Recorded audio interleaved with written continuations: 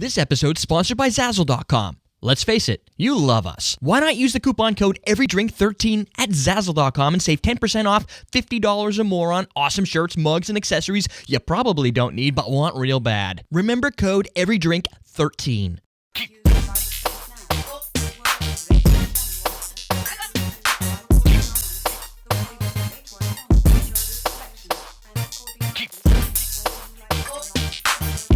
Welcome to Common Man Cocktails. I'm your host, Derek Schomer. Today we're going to create this Tuesday, first show of the week. We're going to create the Monarch. This recipe was submitted by Sean. Uses spiced rum and amaretto. Haven't used spiced rum in a while. You said the day, just in case people forgot what day it was. It happens. I do it all the time. I see. So we're using, and it's the first time I think we've used this in the show, is the Blackbeard. Blackbeard spiced rum, 86 proof Puerto Rican rum with spices and other natural flavors. This is produced by the same folks that do Don Q's branded, the Don Q brand, but it's spiced.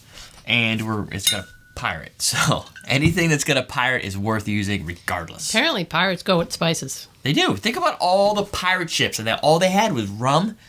Spiced rum is what makes the most sense. Okay. Can't follow my own logic. And amaretto, we're using Di Serono. I have some other amaretto. Maybe next time we'll use something different. Classico. Oh yeah, we did a show on that, huh? Yeah. We have a bunch of them. So I've got amaretto. I like this. I like that. I don't know. They're all good. And so we're going to do 1.5 ounces of spiced rum, 1.5 ounces of amaretto, a half ounce of lemon juice right here, and 2 ounces of apple juice right here. Minute Maid. 100% juice. Done. Shake it with ice in a highball. Why not? So we'll start by making some ingredients. And since I was lazy and didn't ahead of time slice my half ounce of lemon, you know what? It really shows that we use fresh fruit, because fresh fruit is much better than fake, like pre-packaged stuff. Lemon in a thing that looks like a lemon, only as a plastic bottle. Yes. I don't really know what I'm going to do with this. Just make a mess over here for a little bit. Yeah, it's not a plastic lemon or lime or anything in a weird little craziness. It's real, so it's going to taste good. And Are you insinuating that those in the yes. plastic stuff taste bad? Yes. No, they don't taste bad. They just don't taste as authentic and tasty. So look, if you're making a cocktail for yourself, or you and your wife, or whatever, and you just don't really care, and you're like, I just want a cocktail, what do I have within reach? You don't have lemons and limes. Wait, slow down. If it's for your wife, you care. Well, not if she doesn't care. Oh, okay. So, let that pass. If you just need something, we happen to usually have lemons and limes, or you have a wife that goes out and buys you one, like we did this time. If you have none of that, and you need something right now to reach for, just get the little plastic one and squirt some in there. But it's not going to be nearly as tasty. If you're making it for guests, I would totally want to use the right stuff, because then it makes you look good. And if it makes you look good, who wouldn't want themselves to look good? People who want them to look bad.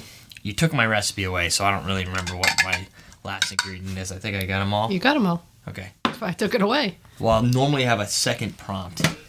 Want me to put it back? 1, 2, 3, 4. No, I guess I'm good.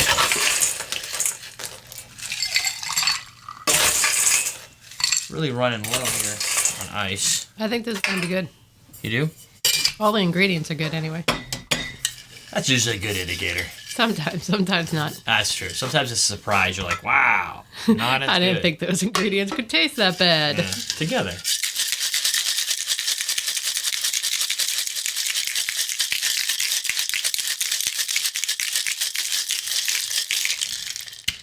It also seems to make a lot. Oh, and next week we're going to be doing all our Valentine's Day episodes. Valentine's Day.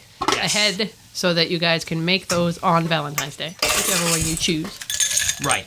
If we could, right now I think we have 2 solid ones we can make. Maybe 3. I'd like to get 5, but I don't know. Well, Or at least 4, maybe not a shooter. What? Oh, yeah. Shooter? I said at least 4, maybe not a shooter. Yeah. If you have a recipe you want that's Valentine's Day specific, you know where to send it. And if you don't, you should. So we're not telling you. Right. Or just leave a comment. dschomer@everydaydrinkers.com. Just said we weren't telling them. Oh. That's kind of boring. Apple juicy. Kind of, sort of, a little darker. Yeah. It's not as bright and fantastic. Ooh, smells like spiced rum.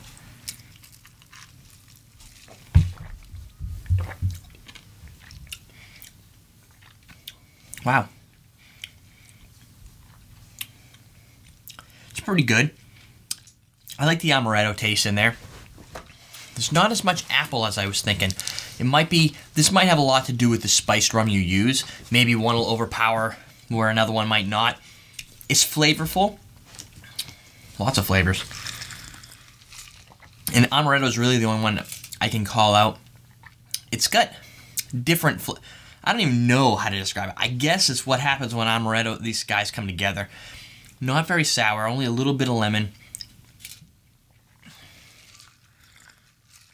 This is a drink you have to sit back and think about.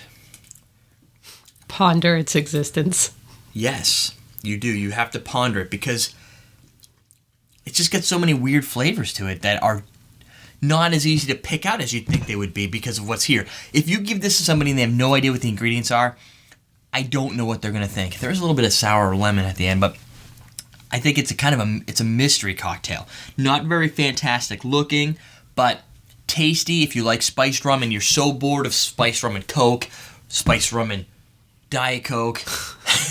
A way to be creative. Spiced rum and milk. I don't know what else you put spice rum in. But there you go. That is the Monarch. If you're looking for something completely different, off the charts on the weird flavor angle, everydaydrinkers.tv, we're teaching you how to drink.